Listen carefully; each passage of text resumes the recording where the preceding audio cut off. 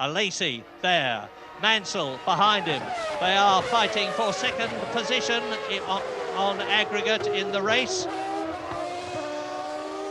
And so, as we wait for Schumacher to go through, is he going to be in second position on aggregate? No, he is not. Alesi has taken second place. I'm sorry if you're finding it difficult to reconcile what I'm talking about with the pictures that you are looking at, but I remind you that we're having to add figures together from the first leg and the second leg because the result will be decided on aggregate. You'll just have to take my word for it that Alesi there in the Ferrari is in second place, and that's the man who has yet to finish higher than third this season. Schumacher is just behind him on aggregate. Mansell is just behind him in fourth position, although Mansell is fighting the Ferrari ahead of him. Yes, he is indeed, but Damon Hill really is making excellent use now of the clear road ahead of him. He's now lapping 1.7 seconds ahead of anybody else, and that includes on this particular lap Michael Schumacher, 23 seconds ahead.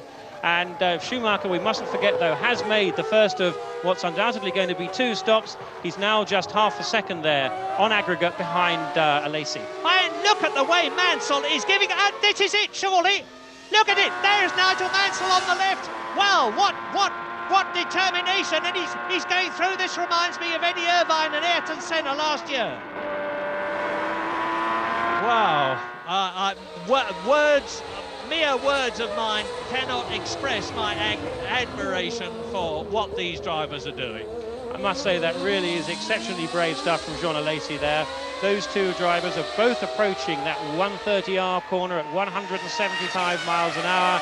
They are going through that corner at 140, 150 miles an hour, and yet Alesi and Mansell, particularly Alesi, judging that gap, he judges that he can brake late enough to cut across to the inside as he slows from 175 to 150.